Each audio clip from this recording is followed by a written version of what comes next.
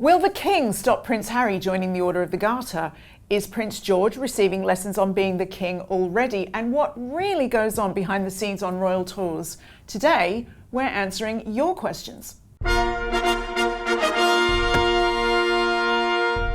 Hello and welcome to a very special episode of Palace Confidential. I'm Jo Elvin, and answering some of your questions on our panel today are two of my favourite ever Christmas crackers. We've got the Daily Mail's royal editor Rebecca English and the paper's diary editor Richard Evelyn. Welcome to you both. Looking very resplendent in your Christmas finery. Well, so I'd say the same for you, Jo, as well. Oh, shucks. Well, a reminder that before we begin, please do subscribe to the Daily Mail Royals channel if you don't already. Just click the subscribe button. It's free and you will never miss our brilliant royal content ever again. What a promise for you there. Now, as I said before, it's a show with a bit of a difference in that the questions come from you, our wonderful viewers. You've sent us a lot, so many things that you want to know, and we'll do our best to answer as many as we can. And you know me, I may throw a few follow-up questions in there as well. So we're going to start today with Eileen Seacrest. Now, she has a question. Could you explain how royal residences work? Gosh, we're going to be here a long time on this one already. I understand most of the homes are part of the Crown's holdings, but I also heard that Prince Andrew sold a home gifted to him by the Queen. I think the word gifted, such as used to describe Frogmore, which was gifted to Harry and Meghan, is confusing since the home was taken back. I'm confused already. What does happen to the homes once the lease runs out, and what about the homes where Princess Anne and Prince Edward live? Are they theirs to keep or sell, and what happens to them later? Oh my goodness. Thank you for clearing this up. Rebecca, go. What a Christmas present. That's not one question there, actually. That's quite a few. I think, look, this is a tricky one to answer in a short time space. I think we should do a whole programme. So there are some private homes the members of the royal family owns, Gatcombe Park being one of them. That was literally bought by Queen Elizabeth for her daughter as a wedding present. You've got Balmoral, Birkhall, Sandringham, again bought by various members of the royal family over the years. So they're theirs to sell if they so chose. The rest of the properties that we think of, Frogmore, Royal Lodge, places like that, are all part of what's called the Crown Estate. And that's actually an independent body, independent of the monarchy, independent of the British government, that look after the properties that have been historically held by sovereigns. So members of the royal family can't sell these properties and they can't realise any assets out of them. So when we say something's gifted, it's because a lot of these properties are within kind of security cordons. So actually really only members of the royal family can live in them. So the Queen might, or the King now, might have said, look, I would love Andrew to have this home. And he would negotiate a lease with the Crown Estate to live in it. Right. Now, of course, they're meant to be negotiated at a commercially acceptable rate. What we'll never find out about that. What do you class as, a commercially advantageous rate? I don't know. There are a lot of smoke and mirrors there, unfortunately. Wow. And Richard, they do still like to keep quite a few things secret from us. It's a weird, we were talking about this earlier, it's a weird blurred line for me where it's, private funds, public property, Crown property, where it's all a bit of a blur, isn't it? Yes, it's complicated in the sense that some of the royal finances are public that we have because it's the sovereign grant which comes from a portion of the profits of the Crown Estate. But then the royal family also have what they call private money, which comes from the Duchy of Lancaster, which is basically a collection of properties in different places in the country. That gave the King, it goes directly to the King, and it gave him, I think, about £24 million this year. Nice. And, yes, and he can do whatever he likes with that money, and he doesn't have to account for it publicly. So that's where, and that's I should say that's a historic thing. These were properties that they've acquired over the years, and they've remained. And I have to say also, politicians have quite liked it because it's meant that they haven't had to give the royal family lots of money because they already have a sort of private income. So, for example, the Queen would use that money to look after various members of her family, perhaps someone who is retired, doesn't carry out duties anymore, but she still wants to look after. And there's a lot of freedom there. So, right. King Charles could use that money to look after Prince Andrew if he wanted, or he might not. He might not. It's entirely up to him. He might not. I think we've got a slightly easier question, I think, here, but we are sticking with royal residences for a moment. Now, Ali asks, when the royal family gather at Sandringham for Christmas, do they all stay at the main castle, or are they dispersed to various guest houses? Ali says she's just picturing in her mind all the little ones opening their presents and how much fun it must be. Love from South Carolina. Thank you. Yes, we sort of addressed some of this in our Christmas special of Reading the Royals. Nice plug there, Richard. We'll get another one in a minute. Yeah. Sandringham is one of those private estates. It's huge. I mean, there are I think there's about 700 homes in total on the estate. It's massive. But in Sandringham House itself, because it's a private residence, we don't know exactly how many bedrooms there are, for example. There are thought to be about 30, but that means, yes, there'll be a lot of members of the royal family staying there this Christmas, and it does mean it's great fun. I mean, you've got that huge extended family and, you know, opening presents together and things like that. Well, I was just going to add to that. I've been told kind of in the past that Sandringham can fit about 16 to 18 people to have a sleepover. Oh, okay, that's quite small. Comfortably. In fact, in previous years, I've been told that they've actually had to kick staff out of their quarters, and Edward and Sophie were put in some of the staff quarters because they literally had nowhere else to stay. And it sounds more glamorous than it is. I mean, someone described the... Would you rather have Edward and Sophie there or the staff to help you, like, still get your cups of tea and drinks? Well, someone described it to me. They said the beds are like these, what they call fish finger beds, that they're literally kind of like that, in these really old-fashioned beds with the kind of creaky kind of bed springs at the bottom. It's not quite as glamorous as it cut out, but as Richard rightly says, they do have other properties. So Wood Farm, for example, that the late Duke of Edinburgh lived in at the latter years of his life. The Yorks now get that to stay at Christmas. So, you know, they take, because they've got obviously children, grandchildren now, so, you know, they're given that to use. So, you know, they squeeze in. But it's a bit of kind of what they call family Jenga at Christmas. Now, obviously, with the royal family and royalists, Harry's memoir Spare wasn't the most popular tomb ever, but he did paint an interesting picture of, you know, what these gatherings are like at royal residences, didn't he? Yeah, I mean, I think he made them sound a bit sad sometimes. You know, everyone doing the same old Christmas traditions, you know, listening to the monarch's speech, playing charades, all that lot. But actually, I think it sounds quite nice. They have wholesome, some kind I think of it sounds. genuine family fun. Yeah. Be interesting to see what Christmas is like this year, I have to say. It's going to be rollicking, isn't Yeah. it? Like a lot of people there.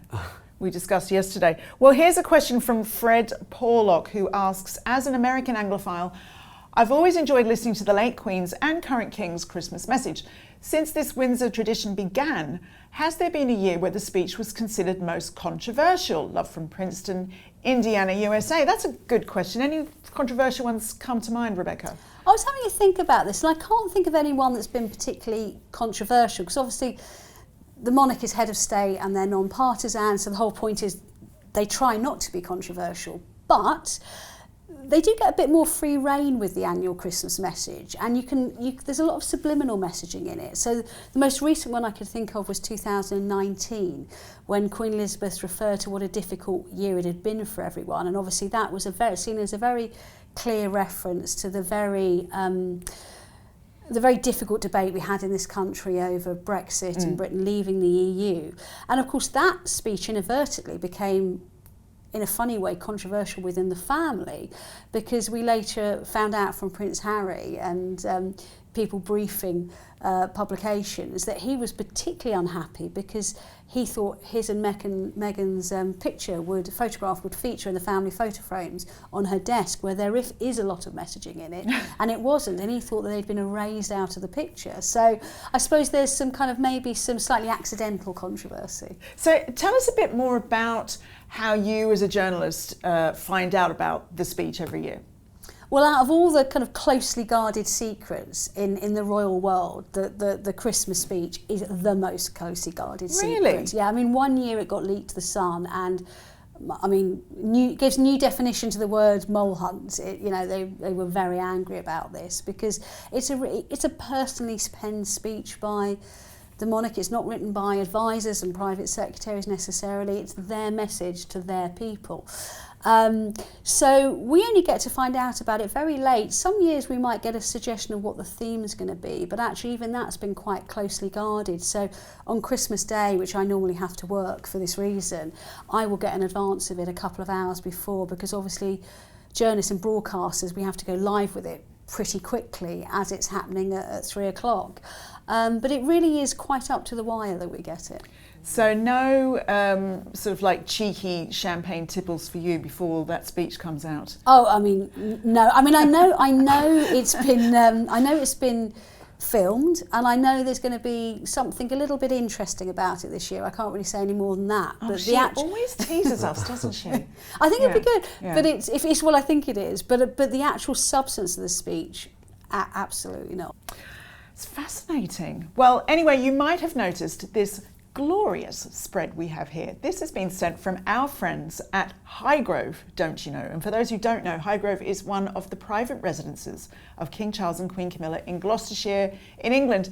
They have an online shop and it sells all of the goodies fit for a king or queen, with all funds going to charity, some of which you can see here. We'll put a link to that in the description below. Thank you so much to Highgrove. Now, speaking of decorations, let's go to what sounds like a trick question from Patricia Miller, who asks, how many Christmas trees are put up in Buckingham Castle, Buckingham Palace, I think she means. Do the royals put any lights outside of their homes for the holidays? Rebecca, do you know the answer? Is there any sort of like the Griswolds at Christmas going on with any of the royal families? Well, I've been in and out a lot recently, but I have to say I haven't counted. So I'm slightly flummoxed by this question. But what I can say is I was in Buckingham Palace the other day and they had a huge Christmas tree up in the grand entrance, so I know I saw one there. And then I was at Clarence House for this lovely event that Queen Camilla holds every year, where she brings in seriously and terminally ill children in to decorate the Christmas tree. And I saw two there. There was one up in the hallway and there was the one in the library that the children decorated. So I know they've got three. Okay. And obviously they'll have one in their own private homes as well. But the funny thing is about going into the palaces at this time of year is that they can feel quite empty, because of course once things start winding down and you kind of walk through and you feel like you're the only person in the place. So the Christmas decorations can feel a bit kind of eerie sometimes. I think the technical answer, Patricia, is lots of Christmas trees. Is that good enough? I think that's the best I can do, Jo. Let's move on to a question from Andrea Massey, who asks, I would love to learn more about royal holiday traditions now and historically. Richard, anything to share there? Well, certainly it's very interesting, the history of Christmas traditions for the royal family, because a lot of the traditions that we have in Britain now come from Prince Albert. It was the German influence, that having a Christmas tree. No one did that really before him. He popularised that, and lots of the emphasis on the celebrations of Christmas came from him. And the royal family have kept up the Germanic traditions from the German heritage. And so, for example, whereas most British people open their presents on Christmas morning, in the royal family they exchange the gifts on Christmas Eve. We've mentioned how many people are at Sandringham, so you can imagine the trestle tables. That's going to go on till 3 in the morning. Yeah, it starts with most senior, presents for the king and queen, and then they work down. So you go and sort of find your pile, and they have a tradition of being joke gifts, because obviously, one of the wealthiest families in Britain, they don't particularly need socks or whatever. So there's various joke gifts, whoopee cushions or... Great. So sophisticated. Things. What was it? I think Catherine bought for Harry, her future brother-in-law. She bought him a Grow Your Own Girlfriend kit. Right. So it's that sort of thing. So at least it means there are lots of laughs on Christmas Eve. I think that Catherine probably thinks that he didn't really follow the instructions on that to the letter. Oh dear. But apparently, you mentioned earlier they love they love a game, don't they? They like sort of like charades and things like that. They genuinely play charades on Christmas Day. Charades to us. Charades. Oh, sorry, it's my Australian girl. Charades. Charades. And not while the Christmas speech is being given. They all stand and watch the speech. Well, you wouldn't dare traditionally, not. Queen Elizabeth Yeah. exited the room while that happened. I presume King Charles still does the same. I haven't specifically asked anyone because it's kind of probably a bit slightly embarrassing standing there watching oneself being watched by the family. But they do, and it's, you know, I think sometimes we don't think of them as being particularly close, but actually they are. There's a lot of kind of WhatsApp groups apparently between different family members, especially for the younger ones. It's a chance to really get together and enjoy kind of time with each other. Yeah, I think all the cousins generally seem to tick along very nicely, don't they? Most of them. Yeah, most of them. Yeah, I'm being positive. Positive. Jacqueline Vaughan has a question. First of all, she says, loving Rebecca's hair lately, aren't we all? Delightful, gorgeous. Jacqueline's question, what's it like to travel on a royal tour? Do you get to enjoy the places you visit? Rebecca, what do you and your hair get up to on a royal tour? Well, I don't think Jacqueline would say that about my hair if she could see me on the recent tour of Australia and Samoa, where literally wherever we went is everywhere it rains, and it's either rain or humid and rushing between about 10 engagements I can only a day. apologise on behalf of my country. Yeah. I mean, you'd probably expect me to say this, but we do work really hard on these trips. I mean, Australia, we were working 20-hour days. I mean, the last day in Samoa, I literally had 1 hour's sleep when we were working. And it's often a lot of kind of hotel rooms and airports, but I'm not going to do a kind of woe is me piece because we do get to see some incredible countries, even just brief glimpse of them. And I think one of the standout ones for me has been Bhutan, with the Prince and Princess of Wales, or, you know, Duke and Duchess of Cambridge as they were then, because it's a very unusual country to visit. It's quite difficult to get there as a tourist. Yes, you probably wouldn't have in any other They're walk. quite strict on visas, and, Yeah. and even to fly in, it's so difficult to get through the mountains. You have to go on a plane with a special pilot. And I actually remember on that trip, William, obviously being a pilot himself, and he was allowed in the cockpit to see it. And he came back down the plane when we landed and said, you know, how's everyone's pants? Because that was pretty hairy, Wow. wasn't it? And he said he was watching it almost through his fingers. And it's just It's the kind of thing you're glad you hear afterwards. Yeah. you know, so we do get to visit some very special places. And I've been to inside palaces that, you know, when I was a student, I stood outside looking through the railings, you know, when I was backpacking. So, you know, we are very lucky. We get to see some places that are very special, but, you know, we're not sitting there on a sun lounger with a cocktail, unfortunately. Still an incredible job. Oh, though. I'm very lucky. I'm very lucky. And we're very glad that you do it. Swan Girl 853 says, I love Rebecca and Richard. They're all right. Do William and Catherine know who they are? And do they ever get acknowledged? In brackets, doesn't William loathe the media like Harry? Rebecca, they know who you are, don't they? Do they love you? Do they loathe you? Somewhere in the middle? I don't know what they think about me. I've never asked them. Yeah, I mean, you know, the question, no, of course they know who I am, and I talk to them. But you're there in a professional capacity. You're not there as a friend. William definitely has a very complex relationship with the media because of his childhood, because of his mother. And I've always completely understood that. And he's very careful that he wants to ring fence his family in a way that he feels he wasn't ring fenced when he was growing up. And they're quite professional.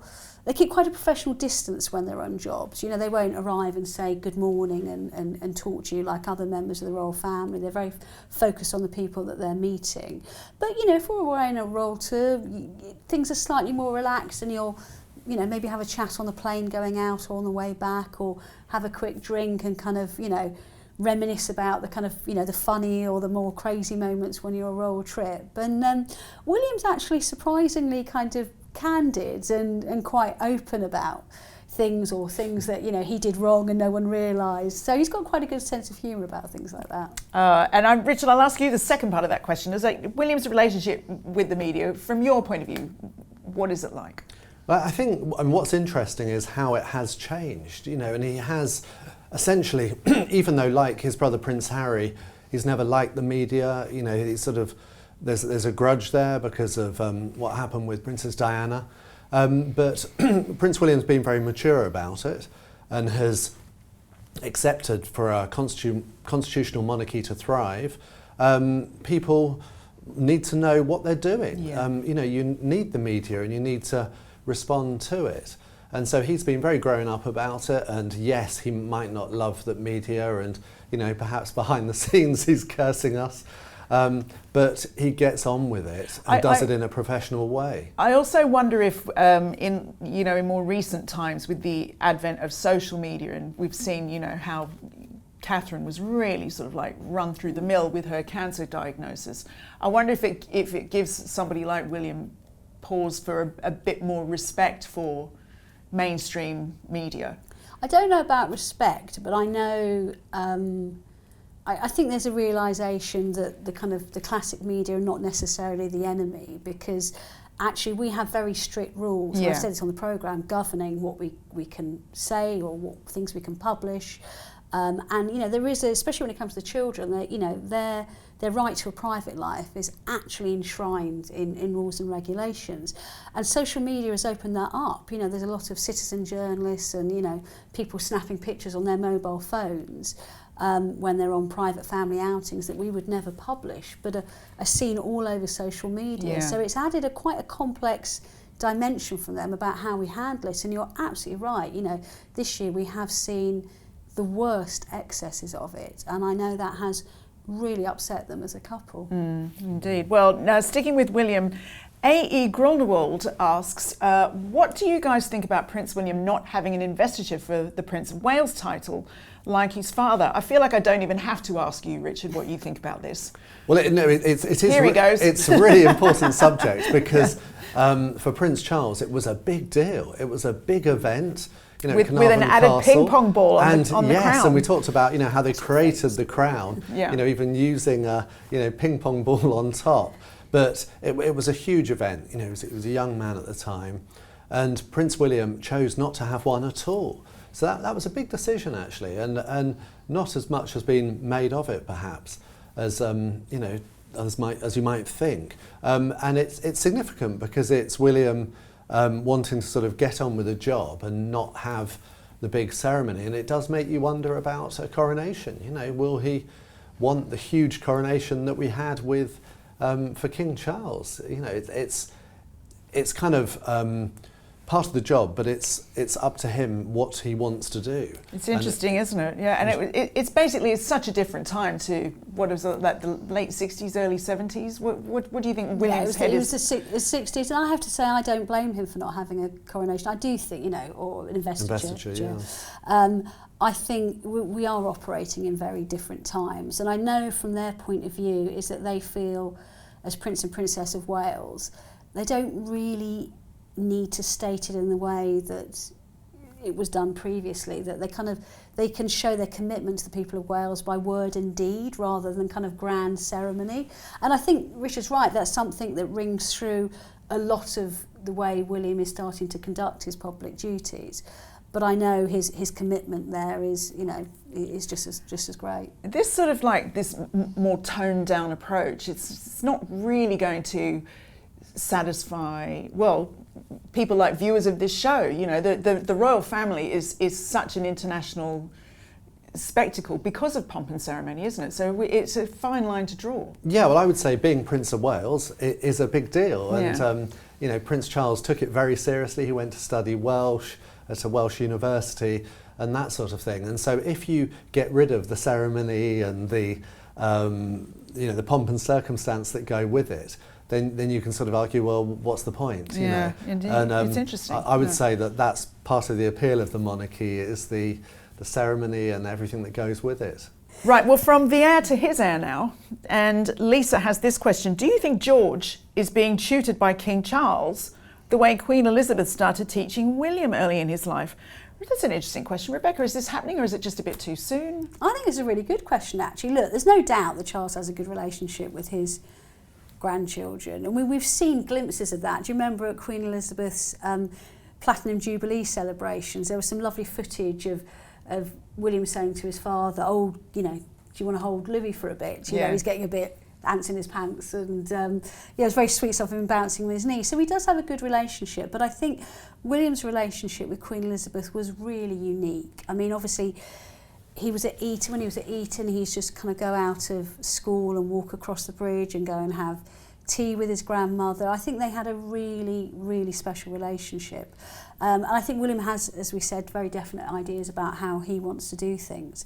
I know as well that him and Catherine have really thought long and hard about how they introduced George to this whole idea of being king one day. I mean, you know, as a child, how do you get your head around that? And how also do you stop your child from, I suppose, getting a bit big-headed? You know, if you go into school one day and you say, oh, I'm going to be, you know, as children will do, I'm going to be in charge of all this one day. I'm not saying George would do that, but I'm saying, you know, it's an introduction. I know there was a period of time where they hadn't told him, and George was kind of coming home from school and kind of asking questions that clearly other children had said things to him, and they were like, okay, we need to have a think about how we gently introduce this topic to him. So I think it's something they're doing, and they're doing, actually, I think, very well. You know, we've spoken often on this programme how much of a credit those children are to them. And I think, you know, I think they're handling it well in their own way. What a surreal, you know, most of us have to, the chat means something about facts of life for most of us parents, doesn't it? There's a completely different thing in their household. Yeah, exactly. It's a lot for a little mind to take on, I think. It really is. Well, staying with the royal grandchildren, I should say, and chiming in asks, will Prince Archie's children be a prince or princess? I'm pretty sure Lilibet's children won't be. Thanks and love your show. Well, thank you. Richard, what do you think? No, they won't. So essentially, the grandchildren of the monarch can be prince and princess. And remember that it was briefed that Harry and Meghan wouldn't use titles for their children after the birth. I do remember that. But then they underwent a radical change of mind and insisted they were going to be using these titles. So we have an American prince, American princess. But their children won't, because they will be the niece and nephew of our monarch, but not grandchildren. So. Well, I mean, it's like a lot of old English families, Rebecca. It's, you know, the first child takes precedence. Is there any way, as a royal, that Archie will be marked out different in status to Lilibet? Well, they could do by issuing something that's called letters patent, which is exactly what Richard was saying. All this boils down to the 1917 letters patent issued by King George V, which is basically an expression of the monarch's wishes. And he made clear that he wanted either his children, the sons of his children, or the eldest living son of the Prince of Wales to be HRHs. Queen Elizabeth adapted that to kind of take account that we're in a much more modern era, so basically allow the girls to have a say, and that meant that if William and Catherine's firstborn child had been a girl, they would have been heir to the throne. But traditionally, yes, in this country, it's what we call primogeniture, so it goes with the male line. The royal family have adapted to that. And I know, sorry to kind of go on about it, but I know certainly from the palace, that was an immense moment of frustration for them. The suggestion by Meghan when she did Oprah is that Archie was being treated differently from his cousins. And she suggested, without saying it implicitly, but that was because he was the child of a biracial marriage. And I know this really upset and angered a lot of people, because they said, look, we have explained this to her many times, and she is a smart lady, and we don't understand why she doesn't understand this, that these are the rules, that Archie is not a prince now while Queen Elizabeth is on the throne, but when King Charles is, he will become a prince, and it's their choice as to whether they want to use those HRH titles. So. Well, it won't surprise you to know we've had a lot of questions about titles, and we're staying with them for Matthew Allen's question, who asks, we all love Princess Anne and admire her remarkable work ethic here.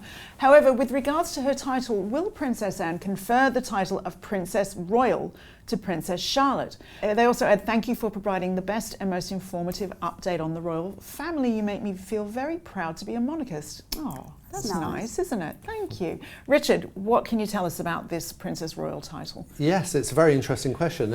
It won't be one for Princess Anne to confer. Well, that was my first question. Yeah. Is it up to her? Yeah. So, no, even though she is the Princess Royal, it won't be up to her. So it's up to the monarch. And traditionally, the Princess Royal would be the eldest daughter of the monarch.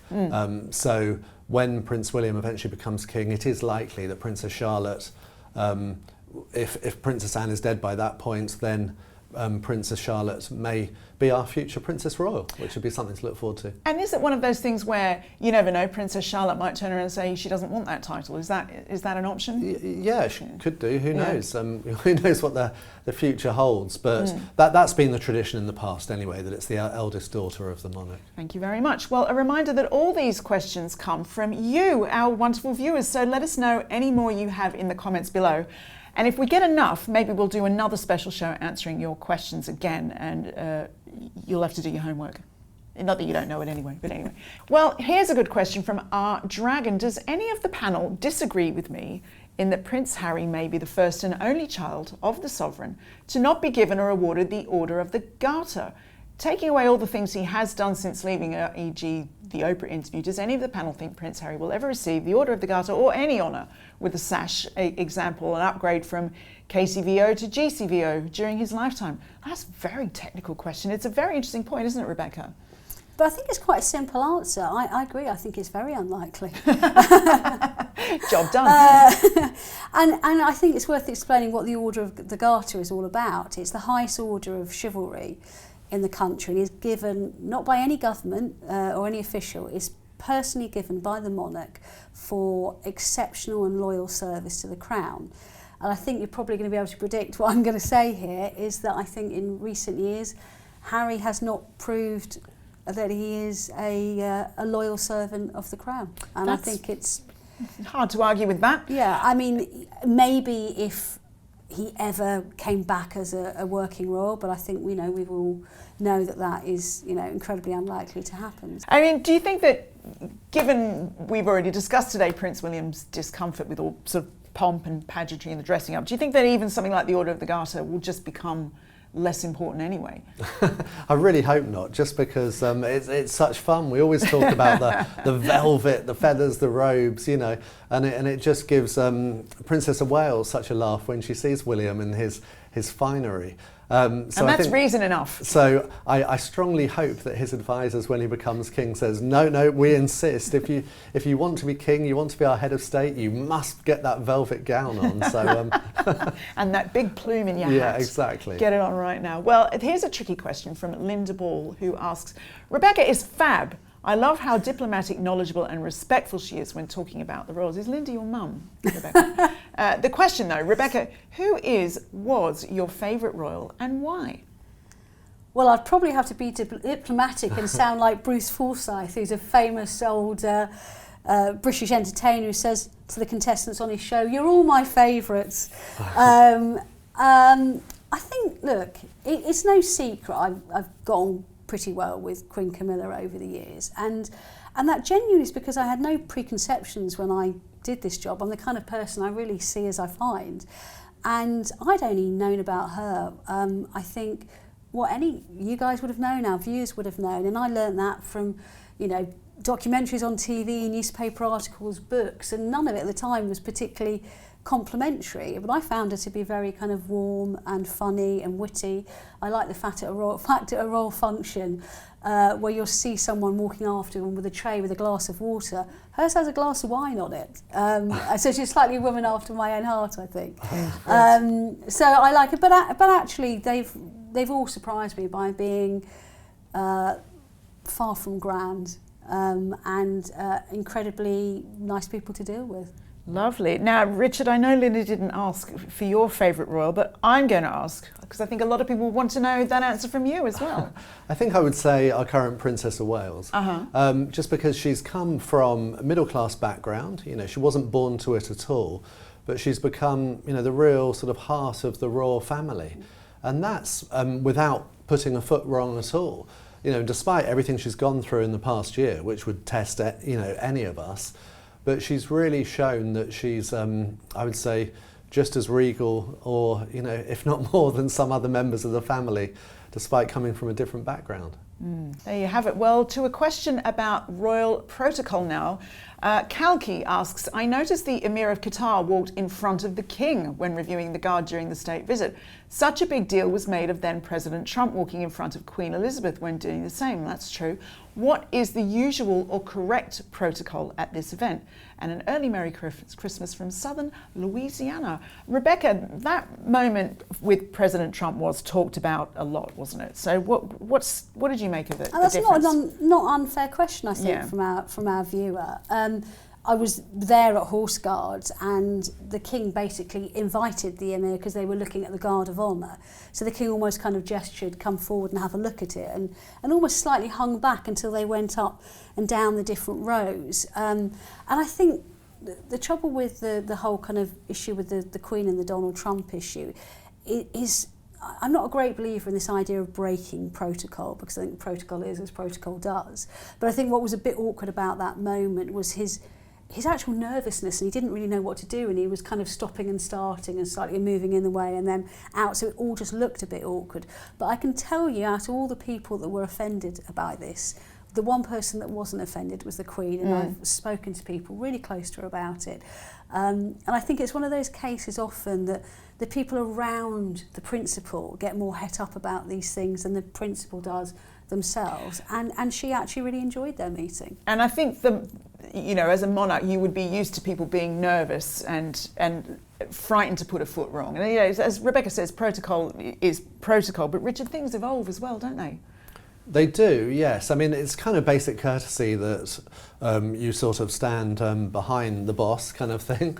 And the master of that was Prince Philip, his whole life, who would be, 2 steps behind the Queen. Although if you believe the Crown, he wasn't very happy about it. Yeah. No, but always letting her go first.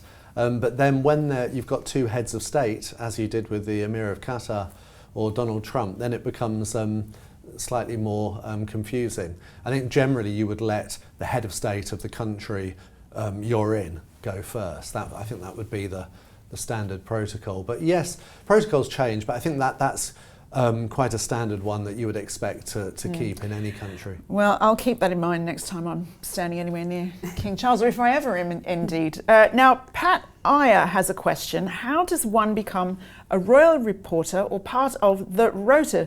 Does one just step in with good writing and investigatory skills, knowledge of history and protocol? Well, it just so happens that we have somebody here who's very knowledgeable about the royal rota. What can you tell us, Rebecca? I think the most important thing about being a royal correspondent is not actually having an ambition to be one. and hear me out. I mean, I was a general news reporter before I started doing this many moons ago. I literally was covering a really horrific murder trial in London at the start of the week, and was asked to start covering the royal family by the end of the week. And I was a little bit nervous about that because I don't come from that sort of background, and I was like, how am I going to do that? But I think that's why it's good, because you can look at it with a fresh eye. I've had to do a lot of reading of books, and you also learn on the job as well. And I think it's important not to run before you can walk. You don't make pronouncements that you know about these issues until you've really truly experienced them at the cutting edge of your job. And the royal rota is quite simple. The royal family need to be seen to be doing the job that they're publicly funded for, and that's a very, very important part of the checks and balances of monarchy. And basically all of the British newspapers and broadcasters and photographers basically get a turn to do engagements with them every week. And contrary to kind of popular opinion, is we don't have pressure put on us to write what the palace wants us to write, particularly on these engagements. We write what we see, and I've had some pretty testy conversations with palace officials about some of the reporting, because there are sometimes stories they would prefer you not to cover, but it's really important that we do so independently and without fear or favour. How long have you been doing this now? It's going to be at least 20 years. It's amazing. And yeah, it's amazing. And I still learn something new every week. So, it's a job, I think, that the kind of in-job training never ends. It's a great job. Well, Geneva White asks now, was Queen Camilla a smoker? That's a left field one. Richard, Was she? Is she? Yes, she was for many years. Right. But as her son, Tom Parker Bowles, made clear quite recently, she has given up. So you often see her portrayed, in dramas and stuff as, sort of chain smoking, knocking back the booze. But no, she's given up the evil weed. Oh, that's good. I think the suggestion was maybe like 15 years ago that she gave up. I mean, the Palace actually put out a question and answer on it because they were asked about it so much.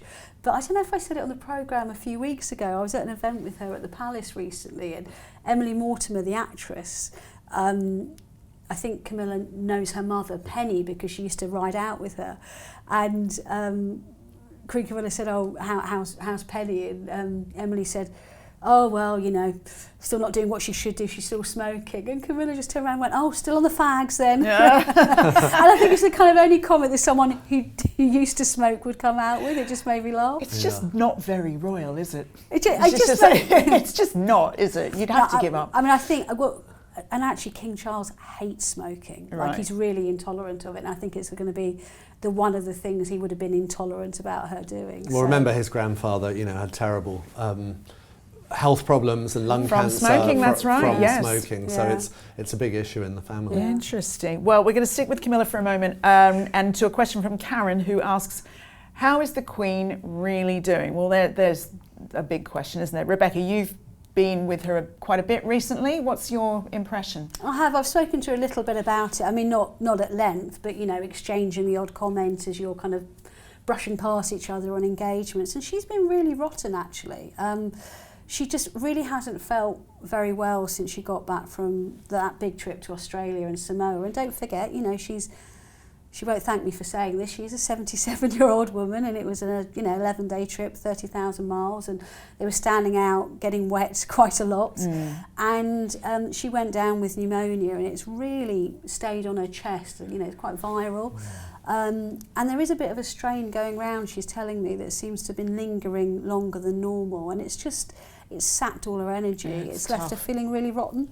But she's definitely, I mean, when I saw her most recently, she looked a lot perkier, she was on good form, and I think she was just ploughing through until the Christmas break. And looking forward to that Christmas wind down like we all do. Kick the heels off. Yeah. Hopefully a good Christmas break will help her. I hope so. But yeah, Sandringham's sounding very busy though. Goodness me. Well, to another royal health related question now, and MDP asks, will we ever know what the cause of death was for Queen Elizabeth? Was it cancer? Richard, this is a confusing one, isn't it? Yes, it is, because we've had 2 books published that have both stated that the Queen Elizabeth had a bone cancer, but then on the cause of death, on her death certificate, it was just written as old age. And no, I don't think we ever will know definitively, because the Palace, I think, didn't want us to, or the Queen herself, and they just felt that she was of an age, and there was some dignity, and they didn't want to go into the details. But from everything we've heard, she had a series of conditions at the end of her life. And I think, we'll probably leave it at that. Well, I think some things are allowed to be private to the end, aren't they? It's like, in any human being's life.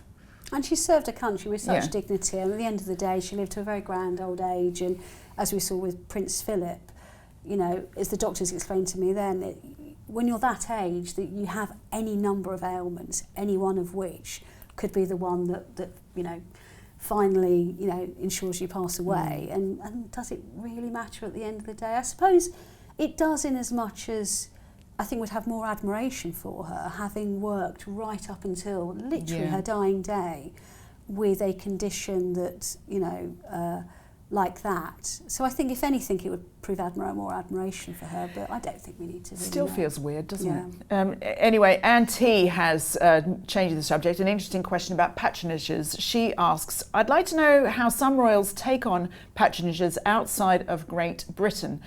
And the Princess Royal, for example, has one with the Lighthouse Museum in New York City. How do these transpire? And can you remember the phrase for being I can't. I really can't. Horologist? Thank you. For her collection of lighthouses. Yeah. So they do have some foreign patronages, not lots, because obviously they like to be involved with their organisations, and obviously she can't constantly pop over to the United States to to go and look at a lighthouse museum.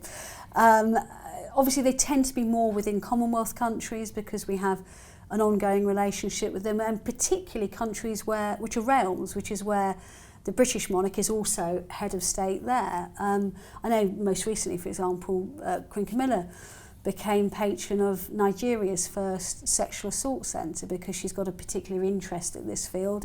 And do you know what? They asked her. And so she said yes. So maybe that's the moral of the story. Ask and ye shall get. You never know. There you go. That's that answered. Now, to Let's a question crack of on. politics now. And Mandeep asks, to what extent is the royal family popular enough to thwart an authoritarian wannabe? Richard, gosh, that's quite a question, isn't it? Are they popular enough? That's really interesting. I mean, certainly all surveys suggest that the British royal family is popular and has a big majority of support among countrymen. But I mean, this was tested, for example, in Spain, where they have a monarchy. In 1981, there was a coup, and the colonels leading the coup thought that they might be able to have the king's support. But he came out in a TV address and made clear that they didn't, and that really was the end of that coup. So that won a lot of support for the constitutional monarchy in Spain, and really secured support for the monarchy since then. So, you know, that's when a monarchy sort of does prove its mettle, but it can prove in some circumstances a useful barrier against, you know, politicians who are getting too big for their boots. Or Fascinating. But I suppose it's also, Rebecca, isn't it? It could be a question of timing, because it's not unfair to say that there have been phases where the royal family has not been as popular as it is currently.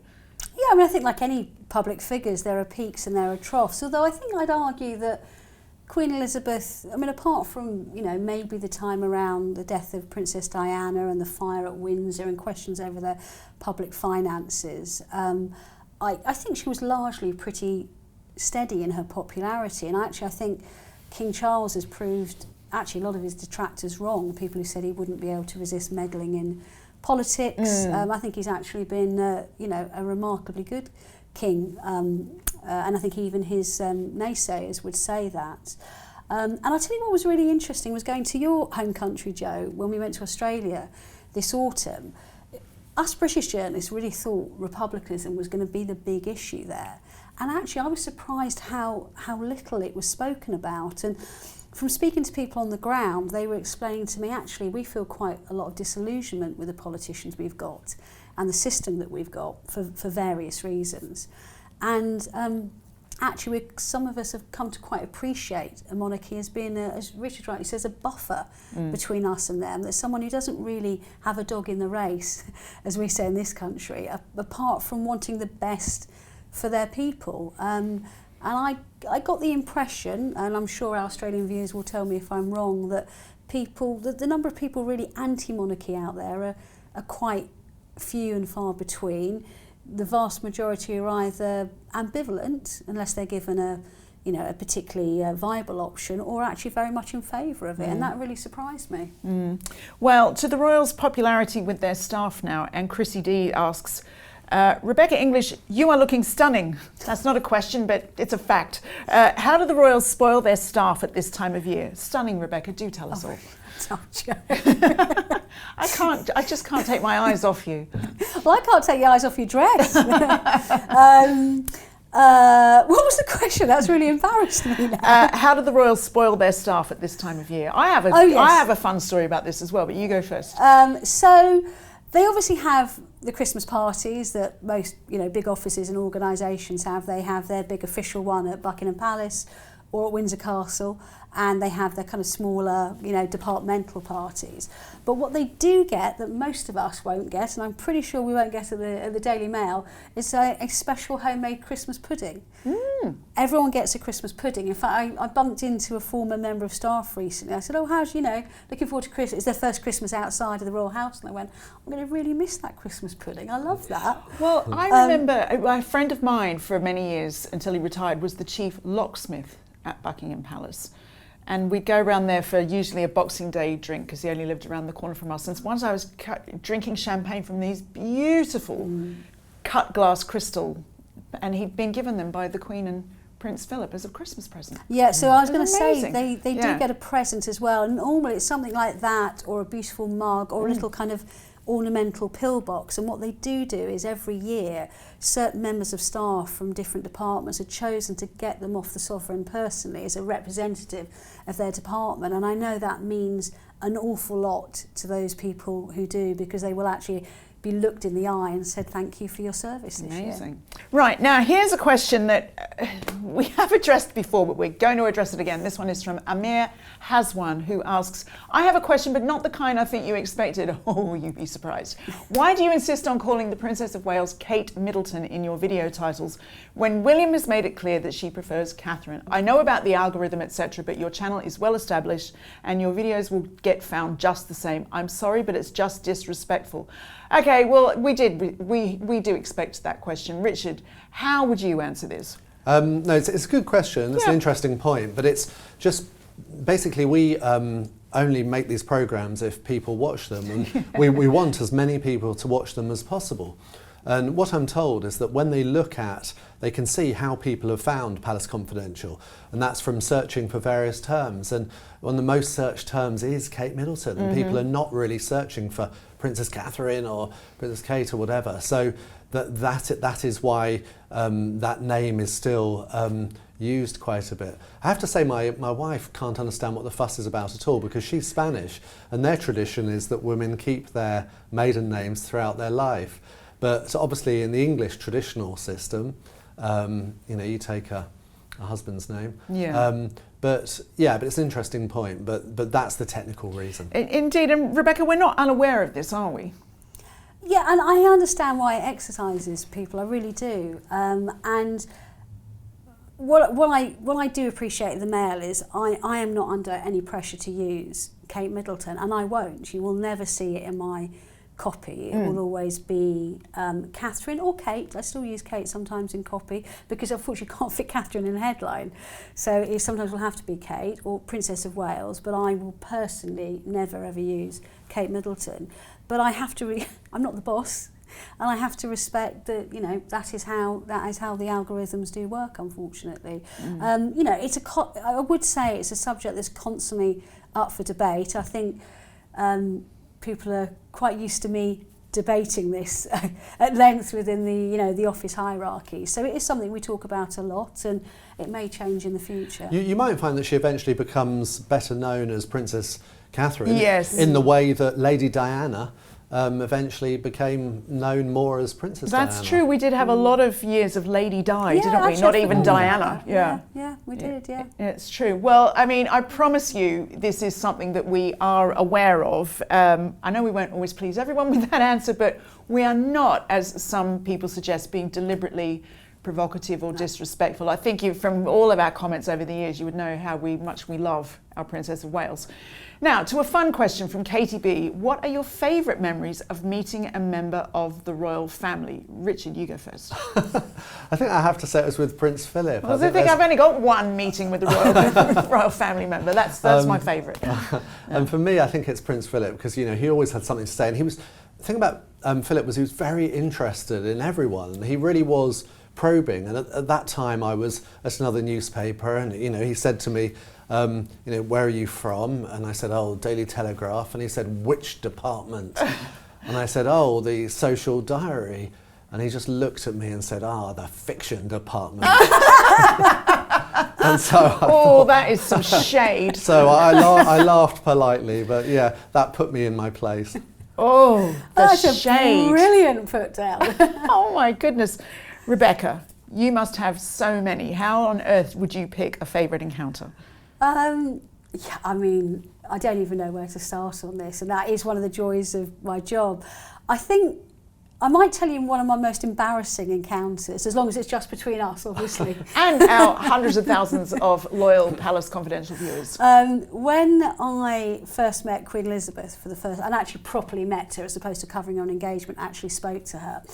And I think, as I said before, I didn't come into this job as a royal fan, but, she's someone I'd grown up with. I was a kid there with my flag outside my school, 1977 Silver Jubilee, she drove past, she's iconic for us. And being slightly, as people say, slightly kind of, tongue-tied. And she was genuinely quite a shy person instinctively, and she could be quite a hard conversationalist, believe it or not, sometimes. I was standing in this room at this reception, and I was panicking and cast my round some inspiration, and I saw this horse racing trophy, and I did.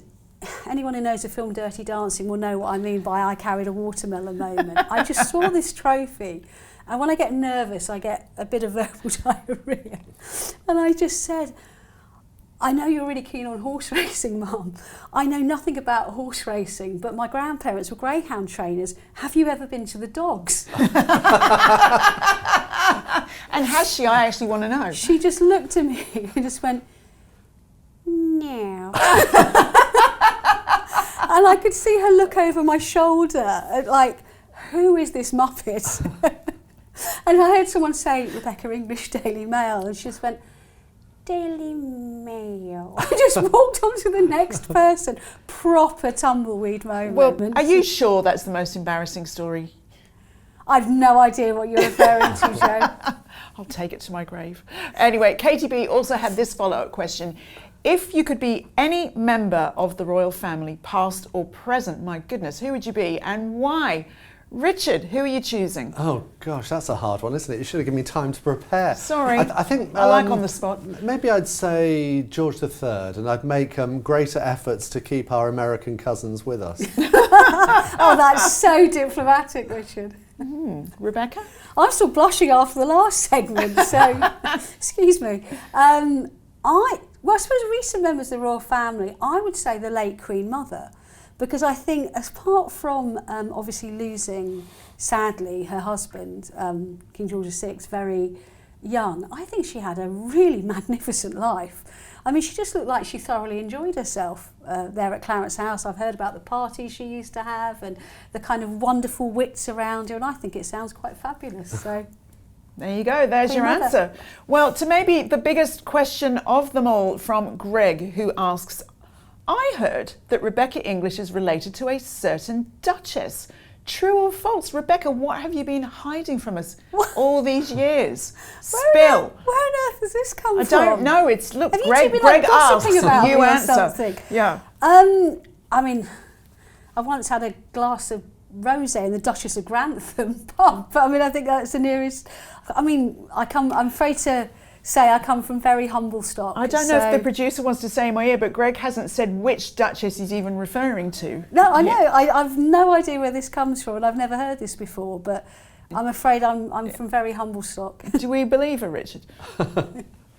I believe everything Rebecca tells me. Yeah, me too. That's the best answer. Right, moving on to a question from Red Flutterby now. Will there be a hashtag Super Sophie Section 2? She's been doing fantastic duties, and it's time to shine a spotlight on the Duchess of Edinburgh, and looking forward to her milestone next year.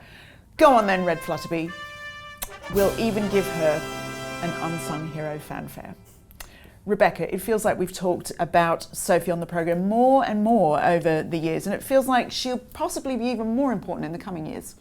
She definitely will. I think when I wrote a piece a few months ago for the Daily Mail, for our subscribers, about the relationship between her and Catherine, and was saying, friends were saying she's solid, she's a level head, she is going to be a brilliant sounding board for Catherine as her position develops. And I think, but what they also say is that actually she's not doing anything that she hasn't done before. She's not doing things any differently. It's just that people are recognising them a lot more because of the change in reign and obviously a smaller family and how her work's being projected more. I mean, obviously she's probably got better at it, like we all get better at our jobs over a long period of time. But they like to say, look, she's always been doing this. We're just very glad people are recognising it. But as the viewer suggests, that the landmark they're talking to is that she will unbelievably turn 60 in January. I'll be writing a big piece around that. May I say, she doesn't look it. She looks amazing. I mean, she's really up to her game in recent years. I think she looks fantastic.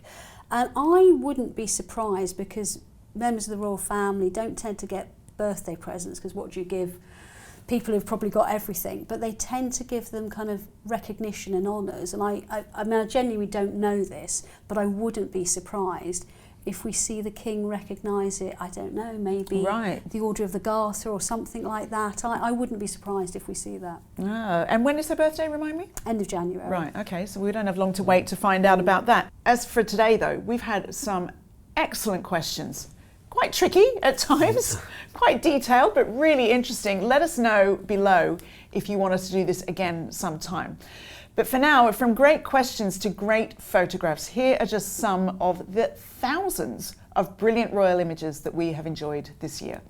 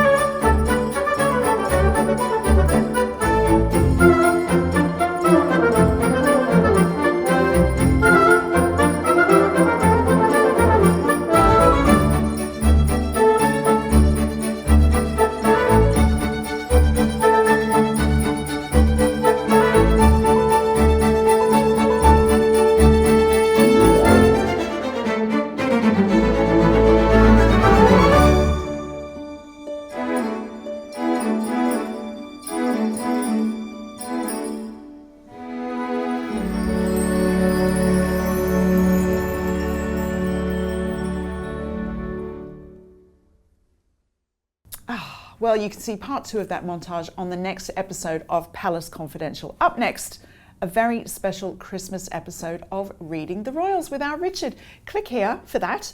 Now it's just time to say thanks to Highgrove for all these gorgeous goodies, and a reminder that there's a link below for how to buy them. Thanks, of course, to Rebecca, to Richard, and to you, of course, for watching. For now, a very Merry Christmas. Until next time on Palace Confidential. Bye for now.